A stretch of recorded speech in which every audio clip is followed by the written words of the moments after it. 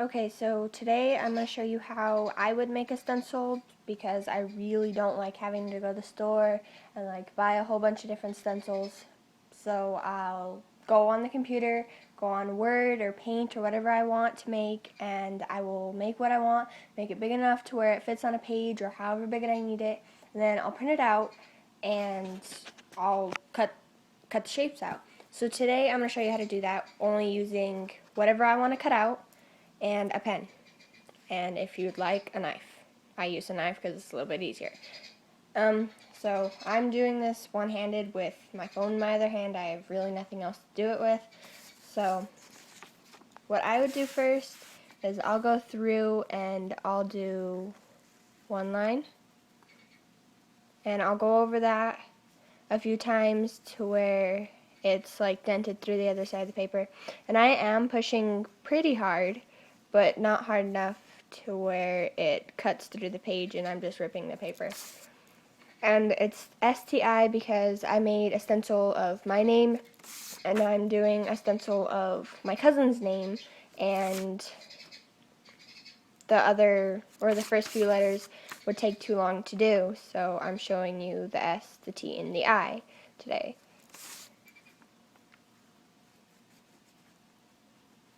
And sorry about my birds chirping in the background. They are very noisy today.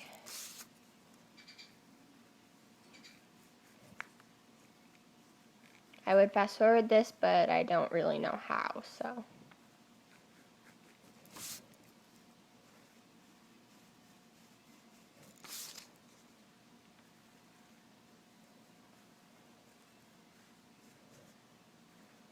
What I did to make this is I sort of just went on WordPad because I don't have Microsoft Office yet. We just moved, so our free trial expired. So I just found whatever font I thought was cool. I made it big enough. This is actually size font 300. So the font on the computer only goes to about, I think, 72. So what you have to do is click on that, cross it out, and then you'll be able to enter whatever size you want. And I don't make this completely perfect because you're not going to be able to see the black. So after you have the entire outline traced, and it's traced pretty heavily, turn it over and you'll be able to see, I don't think you can really see it, but it's bulging out on the back. So go over that again and trace it pretty hard.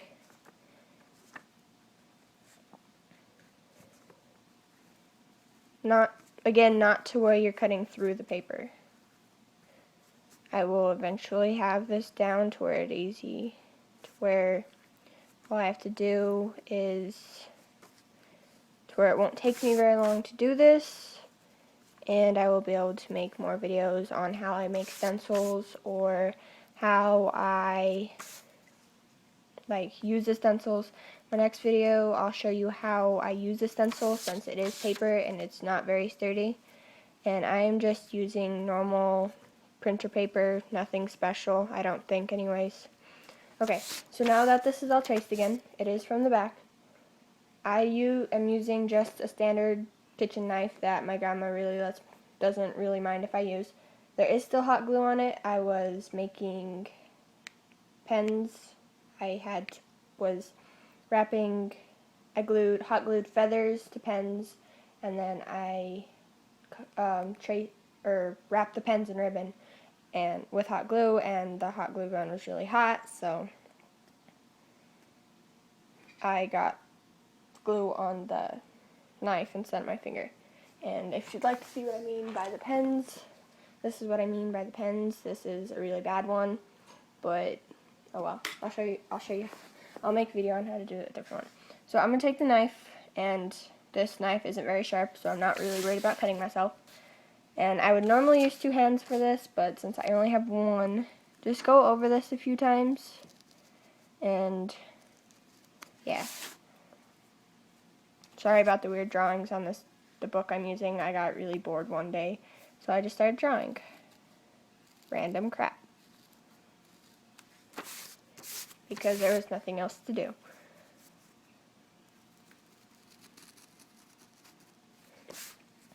And this is actually very hard, so I'm going to go get tape to tape this down. I'll be right back.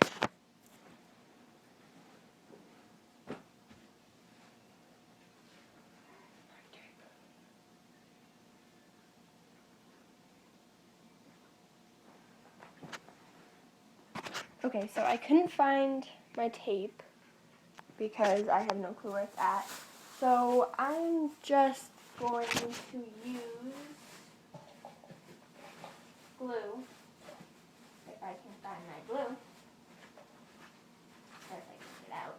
And to glue this, I'm just gluing it onto, so what I find easiest to use is this notebook. They're like really thin. I've got a bunch of drawings in it, and they're flexible. As you can see from all this, I've made a lot of stencils. So I'm just going to glue this down with tacky glue. I don't have any other glue. If I can find the one that's open. Oh, don't open them with your mouth. They don't taste good. I'm just going to put on this side of the paper, I'm going to put a few drops of glue. I probably put too much, but I will. So there's a drop there and a drop there. I'm just going to flip it over and glue it down. Yes, I'm doing this on my bed because I don't really have a desk in my room, so I have to be careful not to get glue everywhere. Okay, so I'm just going to continue doing what I was doing with the knife and doing this all the way around. If you do use a knife or a box cutter, please be careful. I've used a knife for a while and I'm not really worried about cutting myself because this knife isn't very sharp and I've dulled it out on paper a lot. Just please be careful if you do use a knife.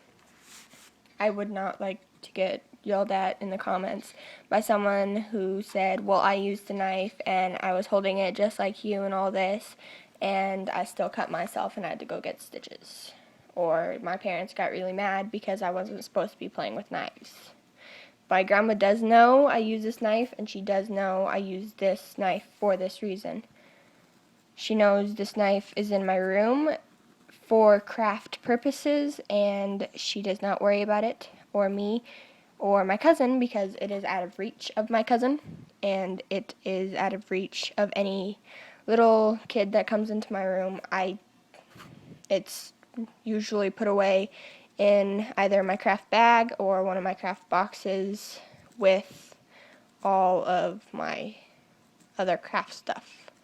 My craft boxes, I just have the normal like picture boxes that you would get that are like a few dollars because they're the cheapest things to find, and yeah. Okay, so I'm not going to do this entire thing, and I really don't know how to speed it up.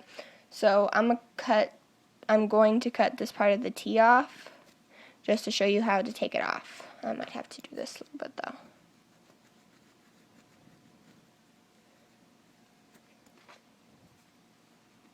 And I'm sorry if this is like a really bad video. It is my very first video, and yeah, so if you have any tips on how I can make it better, feel free and comment them. But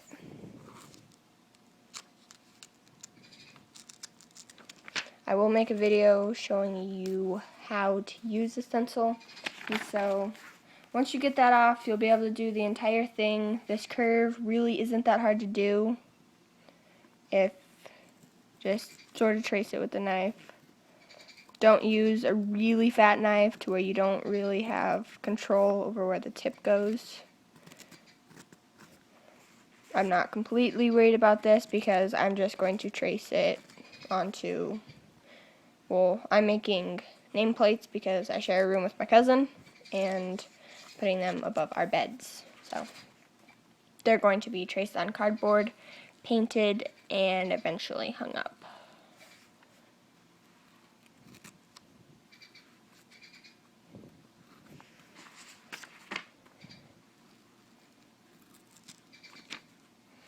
I may post another video on how to use the stencil today or some other day when I'm bored and have nothing better to do.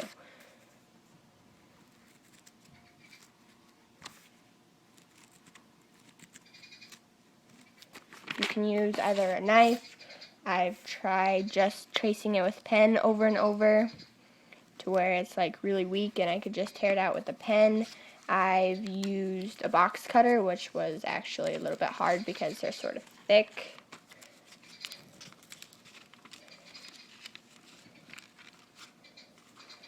And the part that you take out, I don't think it's cut very well right here, is why it's not coming out.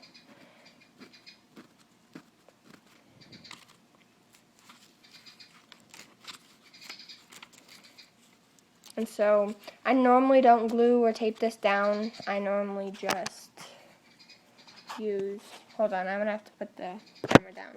Okay. So I normally just use both my hands, but one hand has my phone in it, which I'm filming from, and then the other is doing the work. So now I'm just going to unglue this from the thing, flip it back over, and there you have your tea. And her name is Destiny, so there is S-T-I in it. And any extra little pieces that you want to get off, you can. And just do that with as many stencils as you want. I'll show you the one.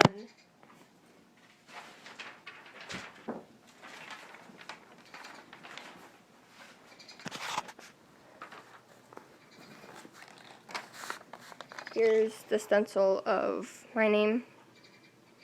And then I use that, and then this is what so far I have of it. I'm not done painting it, so it will be completely white and look really good when I'm done. And then I have also made stencils for a garden toolbox I was making, or I was painting for my grandma. I've used a stencil to make a heart, and so if you have any questions, comments, just go ahead, feel free and ask. I will try to get back and answer them today or in another video, but thanks.